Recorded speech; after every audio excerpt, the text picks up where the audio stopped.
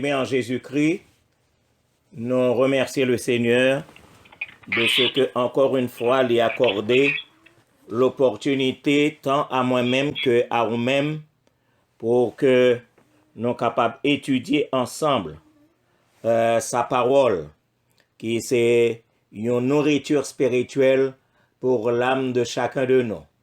Et nous remercions le Seigneur de ce que il était inspiré à son serviteur Jude ces paroles pour que ça t'ait servi nous comme exhortation et plus particulièrement pour nous-mêmes qui vivent dans le temps que nous vivons là. Et moi, je vais demander nous pour nous ouvrir la Bible nous ensemble avec dans Jude. Nous allons faire la lecture des versets 14 et 15. Jude, versets 14 et 15.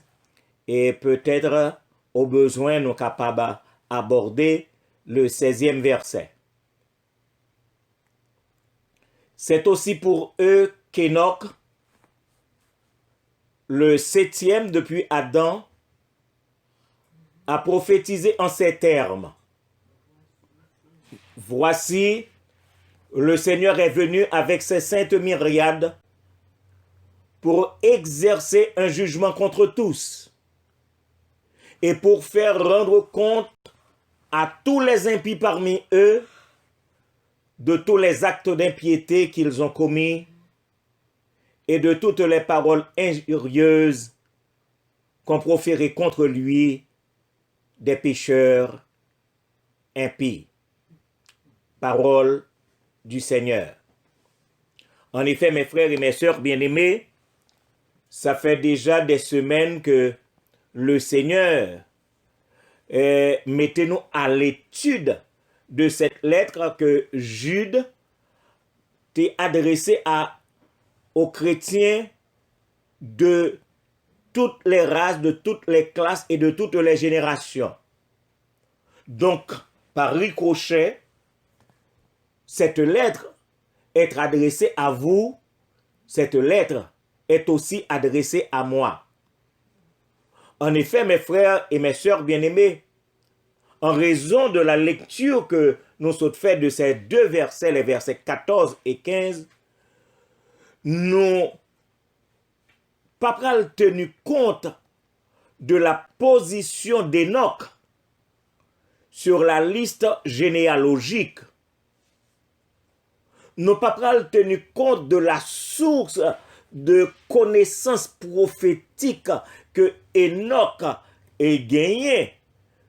Parce que nous simplement informations que nous gagnons de Enoch là, c'est une information que nous recevons de Jude directement.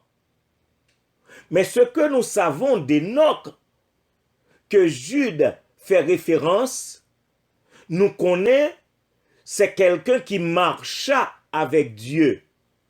Selon Genèse, le chapitre 5, le verset 24. Le n'a fait lecture dans le texte, n'a bien que la parole de Dieu fait mention que Enoch marcha avec Dieu. Mais espérez que nous comprenions l'image qui est faite ici en disant que Enoch a marché avec Dieu. Nous qu'à comprendre que c'était quelqu'un qui était dans ligne Seigneur. Et ça nous connaît de Enoch. Deuxièmement, nous joignons dans Hébreux le chapitre 11, le verset 5, nous connaît que Enoch fut le premier à être enlevé au ciel. Donc, mes frères et mes sœurs bien-aimés, l'autre information que nous gagnons encore sous Enoch, c'est que dans le même texte nous sommes fait référence là, Enoch fut réputé d'être agréable à Dieu. Donc, ça permet que nous comprenions. Si c'était un homme agréable à Dieu, nous qu'à comprendre pour qui ça, en Genèse 5, le verset 24, la Bible dit nous que il marcha avec Dieu.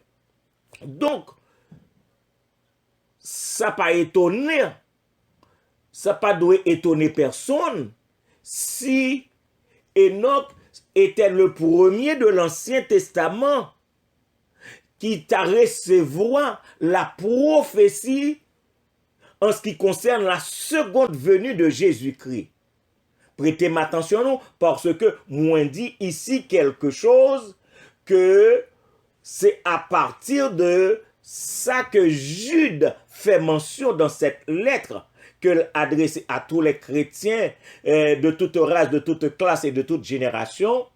Donc à partir de ce que Jude avançait, nous dit que Enoch a été le premier de l'Ancien Testament à recevoir de Dieu la prophétie relative à la seconde venue de Jésus-Christ. Et nous voyons que Jude parlait de notre Seigneur, puisque dans l'Ancien Testament, le nom de Jésus-Christ n'était pas cité nommément. Mais nous avons besoin de noter de manière systématique que les paroles de Jude rapportées au verset 14 et 15 lit en droite ligne, lit en accord avec les données prophétiques de l'apôtre Paul. En 2 Thessaloniciens, le chapitre 1er, les versets 7 à 10, que nous-mêmes, nous avons fait lecture là pour nous capables le rapprochement des données prophétiques de l'apôtre Paul à ça que Jude rapportait en ce qui concerne Enoch. Et deuxièmement, la révélation de Jean est aussi en droite ligne. Apocalypse 19, versets 11 à 21, nous rendons compte que toute parole qui dit dans ces deux autres portions, en droite ligne avec la prophétie relative à la seconde venue de notre Seigneur Jésus-Christ. En effet, mes frères et mes sœurs bien-aimés, si Enoch, entendez ça bien, si Enoch, le septième depuis Adam, cela veut dire que avant même le déluge, tu as gagné la possibilité de prophétiser sur la seconde venue du Seigneur, la seconde venue de notre Seigneur Jésus-Christ, un événement qui pourra le faire dans le futur. Bon, me reprendre pour nous. Si Enoch t'es capable de prophétiser sur un bagage que lui-même lui pas aucun contrôle parce que Enoch est le septième depuis Adam. Comment Enoch t'a fait prophétiser sur la seconde venue de Jésus-Christ, un événement futur? Ça permet que ni moi ni vous reconnaître et aussi apprécier toute l'omniscience et toute l'omniprésence de Dieu qui longtemps déjà t'a préparé le plan de notre salut. Et non seulement le plan de notre salut en Jésus-Christ, mais également la rétribution des méchants et des impies. On va reprendre pour nous comprendre. Si Enoch, le septième depuis Adam, t'es gantant prophétisé sur la seconde venue de notre Seigneur Jésus-Christ, un événement qui aura lieu dans le futur, nous rendons compte que Dieu, dans son omniscience, dans son omniprésence également, qui t'a préparé notre salut, qui t'a préparé également la rétribution des méchants et des impies. En effet, nous connaissons ni ou ni moins que cette seconde venue de Jésus-Christ n'est pas concernée seulement l'enlèvement de l'Église. L'enlèvement de l'Église, c'est la première phase du second retour de Christ. Mais c'est aussi le retour de Jésus-Christ avec ses saints. C'est deux phases. la première phase, c'est l'enlèvement de l'Église, mais la deuxième phase, c'est le retour de Jésus-Christ avec ses saints, ses saintes myriades, pour établir son royaume millénaire. Et là, m'a référé nous à Zacharie chapitre 14, le verset 4, pour nous connaître que la deuxième phase, la fête quand notre Seigneur Jésus-Christ gagnait pour poser ses pieds sur la montagne des Oliviers. Mais, mes frères et mes sœurs bien-aimés, il y a un aspect tout à fait important de la seconde venue et de notre Seigneur Jésus-Christ, très clairement défini par Jude. Bon, me redile.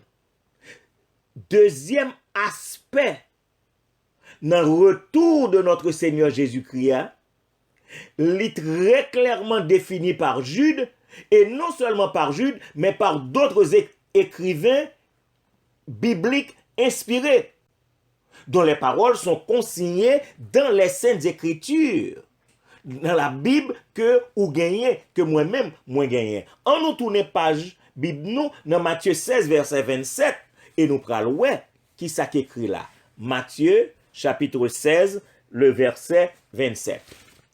Car le Fils de l'homme doit venir dans la gloire de son Père, virgule, avec ses anges. Nous rendons compte qu'il s'agit de la deuxième phase.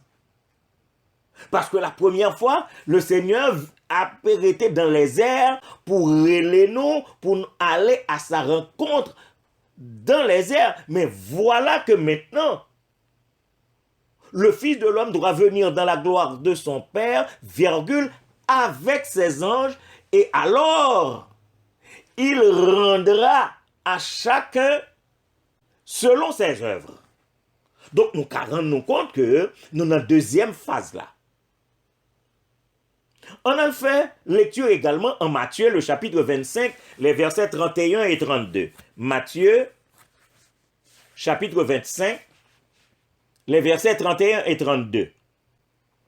Là, il est écrit, « Lorsque le Fils de l'homme viendra dans sa gloire, avec tous les anges, virgule, il s'assiera sur le trône de sa gloire. » Donc, nous sommes capables de rendre compte la différence entre la première phase du retour de Jésus-Christ et la seconde phase du retour de Jésus-Christ. Parce que lors de la seconde phase, selon le premier texte que nous avions lu, avec Matthieu 25, 31, 32, il s'assiera sur le trône de sa gloire.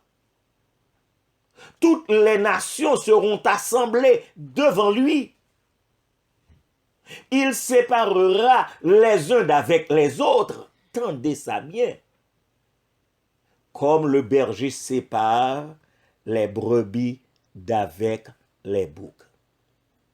Alors maintenant, à partir de ces textes que nous avions lus, nous avons fait le rapprochement avec Jude 14b et 15. Jude 14, la partie B, et le verset 15. Voici, le Seigneur est venu avec ses saintes myriades. Et Jude Bralbanon, la raison, ou l'une des raisons, je dis bien l'une des raisons de cette seconde venue, pour exercer un jugement contre tous, et pour faire rendre compte à tous les impies parmi eux, de tous les actes d'impiété qu'ils ont commis, et de toutes les paroles injurieuses qu'on proférait contre lui des pécheurs impies. Et c'est l'une des raisons pour lesquelles, mes frères et mes sœurs bien-aimés, que l'apôtre Paul t'a conseillé les chrétiens de Corinthe, 1 Corinthiens le chapitre 4, le verset 5, il t'a dit, ne jugez de rien avant le temps. Bon, me reprendre ni pour entendre. L'apôtre Paul, parlant aux Corinthiens, il dit, ne jugez de rien avant le temps, jusqu'à ce que vienne le Seigneur, qui mettra en lumière ce qui est caché dans les ténèbres et qui manifestera les desseins des cœurs.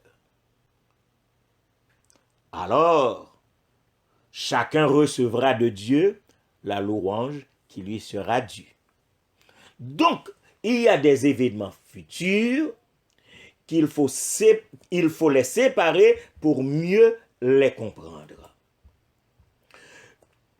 Au verset 14 et au verset 15, Jude fait tout simplement le rappel pour annoncer à vous-même et à moi-même, aux chrétiens de toutes les races, de toutes les classes et de toutes les générations, quel sera l'avenir des apostats. Cela veut dire, ou même avec qu'à fait étude de chapitre, ça, nous connaissons pertinemment que les faux prophètes, les faux bergers, les faux pasteurs, les hérétiques, les apostats, ils seront jugés. Ils seront jugés en raison de leurs actes d'impiété. Ils seront deuxièmement jugés en raison de leurs mensonges et de leurs moqueries. Troisièmement, ils seront jugés en raison des paroles injurieuses déniant la divinité de Jésus-Christ. Il y a un pile nan yo qui par reconnaître que Jésus-Christ est Dieu. Il y a même qui déclare, il y a qui senti pas gêné pour dire son petit Dieu lié avec petit d. Alors, ils rendront compte et ils seront jugés en raison de leurs actes d'impiété.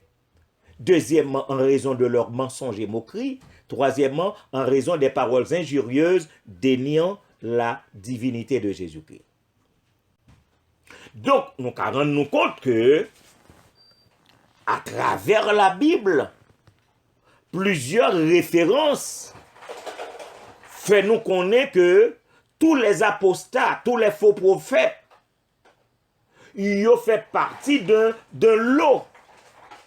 Et c'est de eux que l'apôtre Paul fait référence en Romains 3, les versets 13 et 14. Romains 3, les versets 13 et 14, là, l'apôtre Paul dit que leur gosier est un sépulcre ouvert. Leur gosier est un sépulcre ouvert. Ils se servent de leur langue pour tromper. Ils ont sous leurs lèvres un venin d'aspic.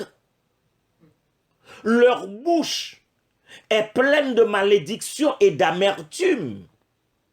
Et au verset 16, l'apôtre Paul Trapral dit, la destruction et le malheur sont sur leur route.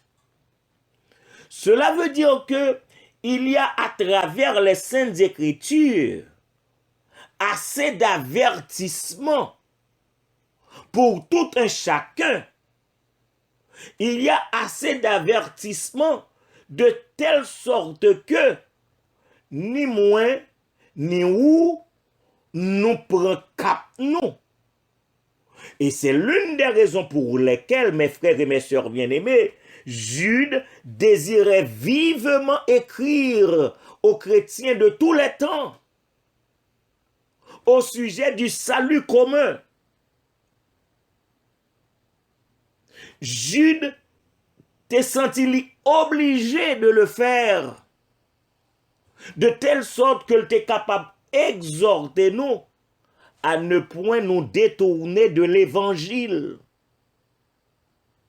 à nous encourager les uns les autres et finalement à nous tenir sous nos gardes des faux enseignements.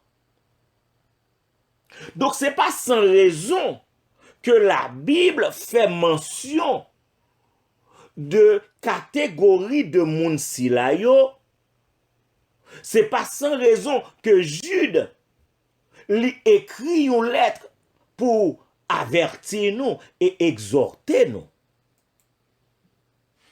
Parce que, songez que Jude te dit une dernière parole.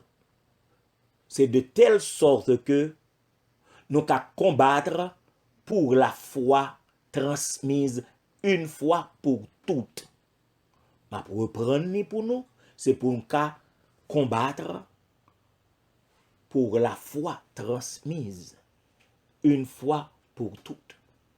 Ceci étant dit, c'est que je suis un homme averti.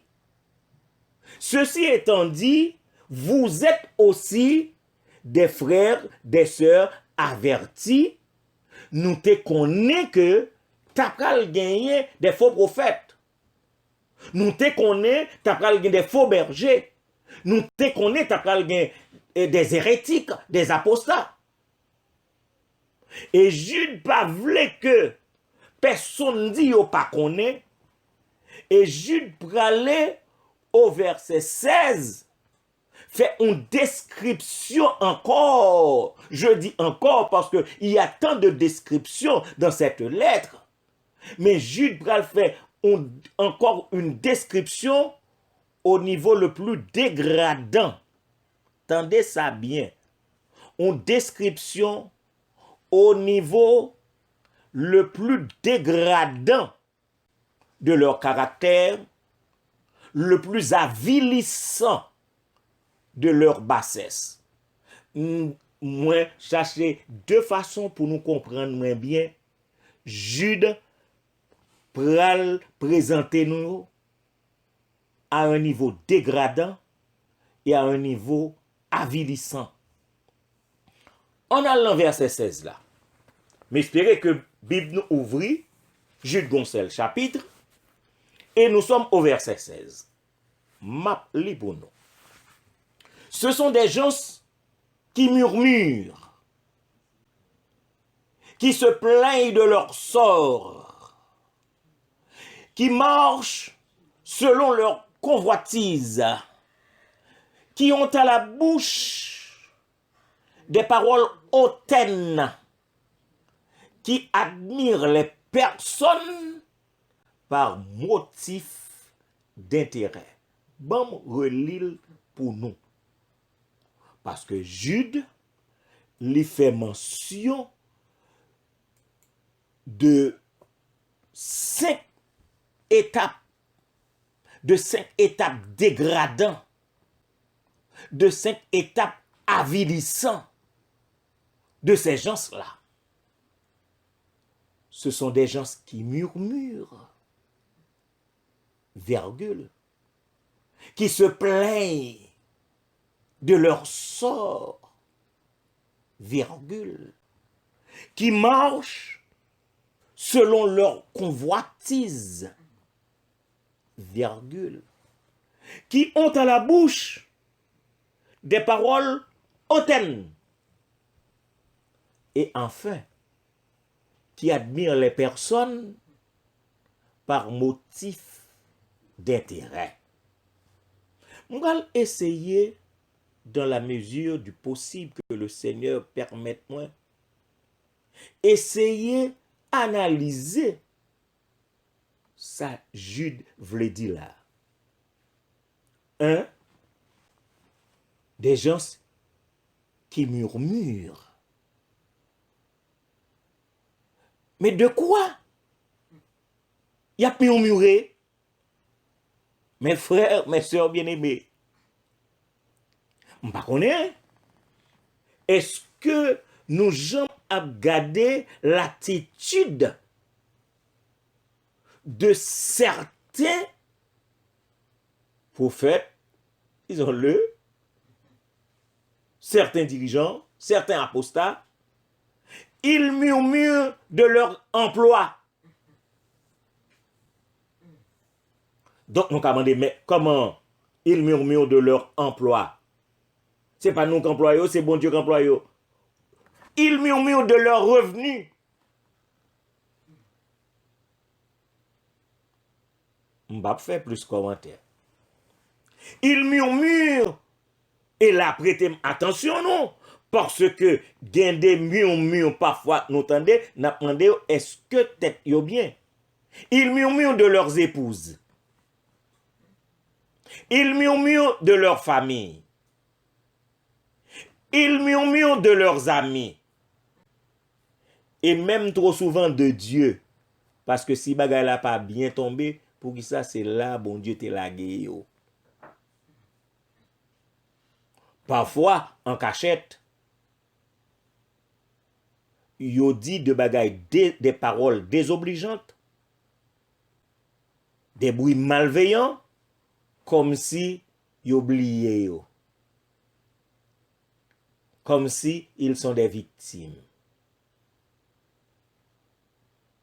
Jude dit, ce sont des gens qui murmurent.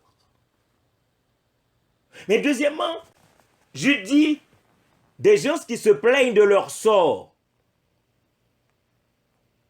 Peut-être on dit, est-ce que ça entendait assez ça? Oui, des gens qui se plaignent, le verbe plaindre, mon cas plaignait de leur sort. Donc, s'ils se plaignent de leur sort, ça veut dire, ils n'ont pas jamais satisfait de leur position ou de leur situation.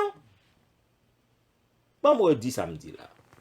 S'ils se plaignent de leur sort, cela veut dire ils ne sont jamais satisfaits de leur position ou de leur situation. C'est pas moi qui a dit, c'est Jude qui a parlé. Jude dit, troisièmement, ce sont des gens qui marchent selon leur convoitise. Mais qu'est-ce qu'ils convoitent? J'ai l'impression que c'est la question qu'on a posée. Qu'est-ce qu'ils convoitent? Cela veut dire que il a cherché par tous les moyens et comme des rapaces. Ben, répondre, ça m'a dit là. Parce que c'est Jude qui dit, ce sont des gens qui marchent selon leur convoitise. Il y a convoité. Qui ça, il y a convoité? Cela veut dire que ce sont des gens qui cherchent par tous les moyens et comme des rapaces l'assouvissement de leur passion. L'assouvissement de leur passion. Donc, parce que pour convoiter, ou bon bagay nan tête ou.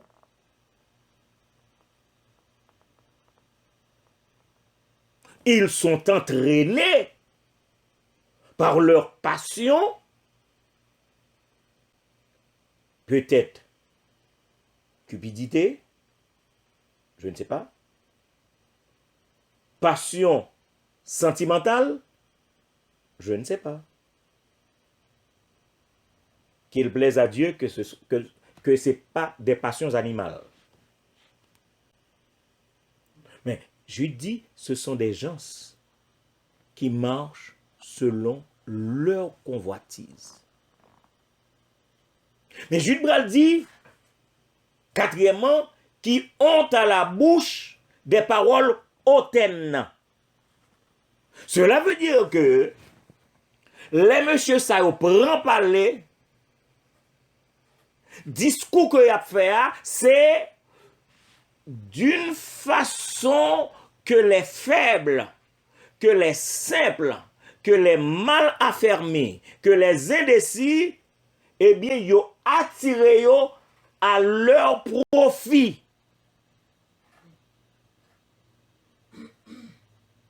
Bon, me dit, ils ont à la bouche des paroles hautaines.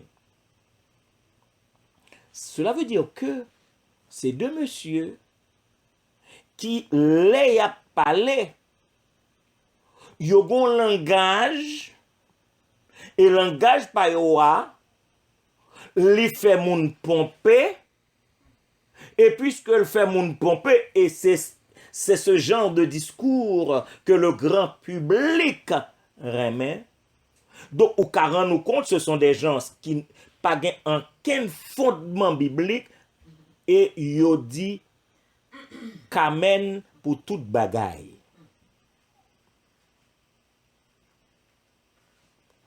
Ce sont des gens qui ont à la bouche des paroles hautaines. Mais je vais beaucoup plus loin avec les paroles hautaines. Ils n'ont aucun respect. Ils n'ont aucun respect pour la chair, pour le sanctuaire et pour les vrais serviteurs de Dieu qui sont capables de retrouver sur les lieux. Ce sont des gens qui murmurent, qui se plaignent de leur sort, qui marchent selon leur convoitise, qui ont à la bouche des paroles hautaines. Mais Jude peut ajouter un cinquième, ce sont des gens qui admirent les personnes, tendez ça bien et m'espérer que nous t'ap suivre. Nous gain Bible nous ouvrir, qui admirent les personnes par motif d'intérêt. Cela veut dire que ce sont des flatteurs, des louangeurs, des courtisans. Et m'bral ajouter l'autre toujours de moun kap rampé, des rampants qui vivent aux dépens de ceux qui les écoutent. Je vais me reprendre pour nous. Si c'est pour flatter moun, y a fait. Si au lieu de chanter gloire à Dieu, c'est pour faire louange pour quelqu'un, y a fait. Si c'est pour courtiser d'autres, y a fait.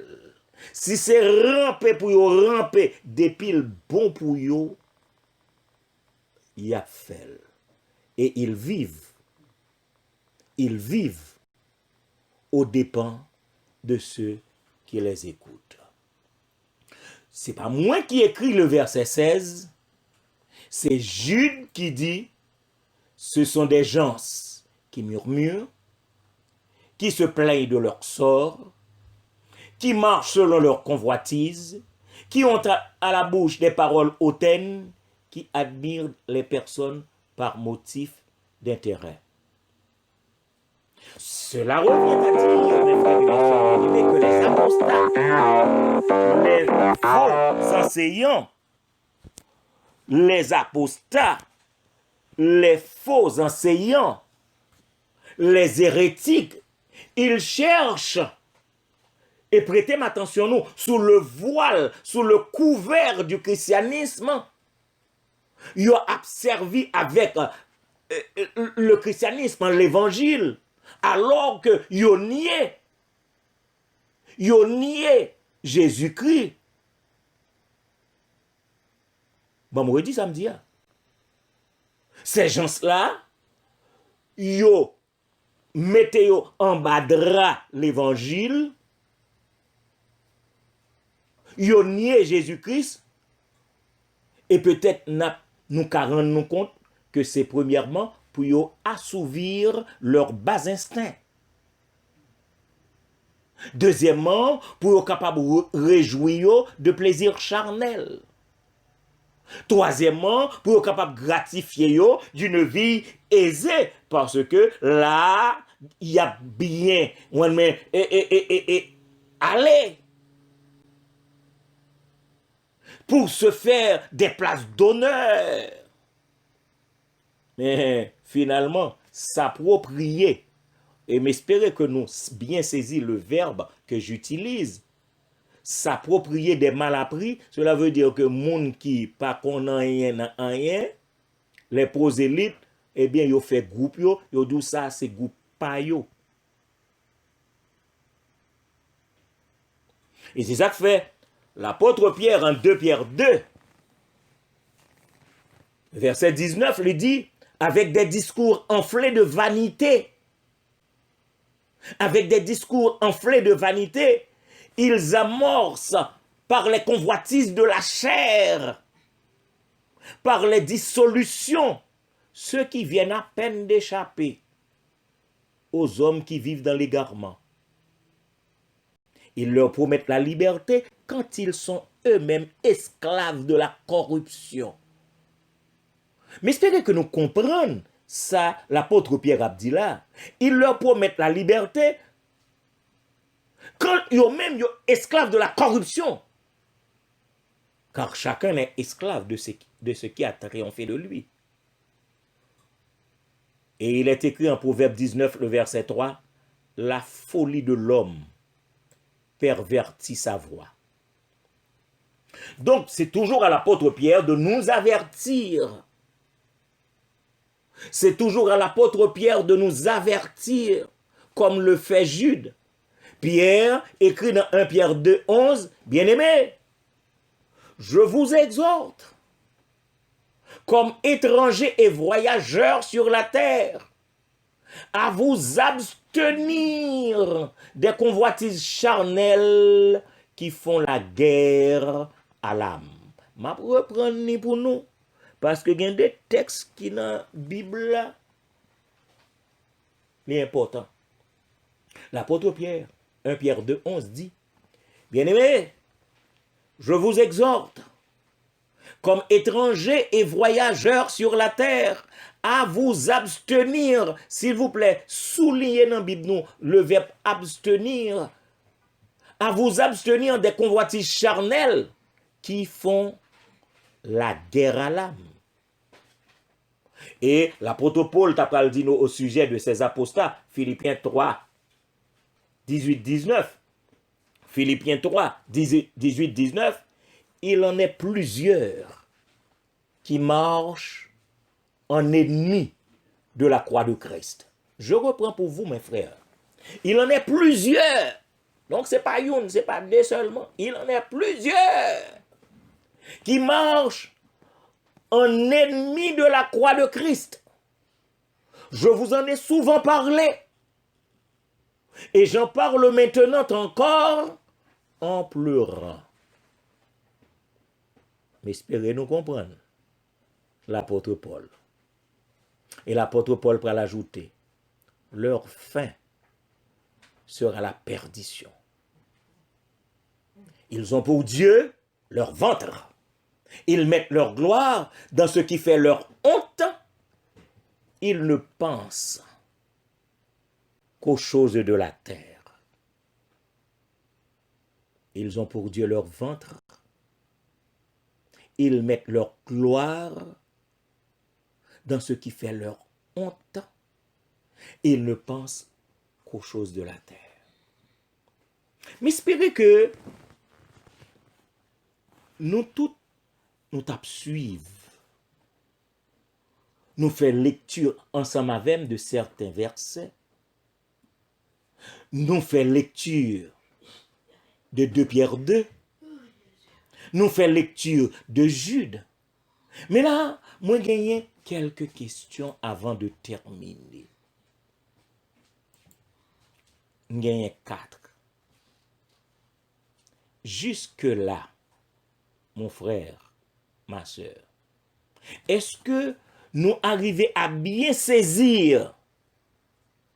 Est-ce que nous arrivons à bien saisir les descriptions que Jude fait des faux serviteurs? Parce que je ne vais pas faire étude simplement pour étude. Je ne vais pas simplement faire étude et puis le nous face à eux, nous pas qu'à identifier eux et que nous laisser yo prendre nous dans leur filet. Deuxième question. Est-ce que jusque-là, nous arrivons à saisir le pourquoi, la raison, la cause des exhortations de Jude? Est-ce que c'est Jude seulement qui ouaille?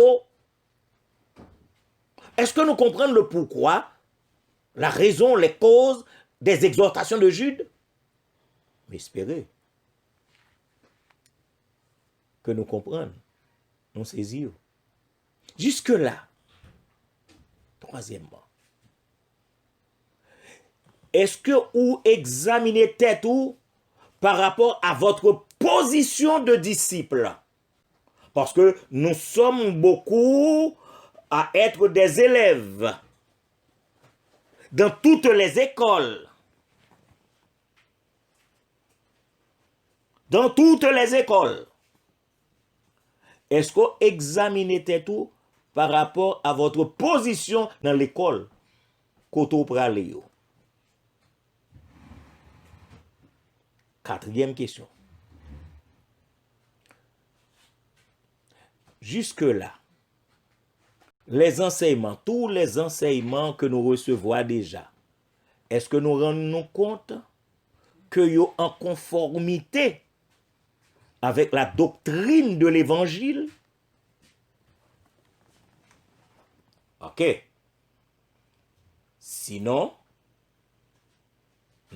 si ça pas Jean que le t'a doué, m'a souhaité que chaque monde qui t'attendait nous capable gagner une prière pour nous faire. Mais une prière qui pareille à prière psalmiste là qui au psaume 139 les versets 23 et 24. Parce que psalmiste là, lui-même au moins il t'a côté le Seigneur, il parlait avec elle dans la prière, il dit: sonde-moi, ô Dieu, et connais mon cœur. Éprouve-moi et connais mes pensées. Regarde si je suis sur une mauvaise voie et conduis-moi sur la voie de l'éternité. Telle est ma prière. Et je souhaite que ce soit aussi votre prière. Qu'il en soit ainsi et que Dieu vous bénisse. Amen.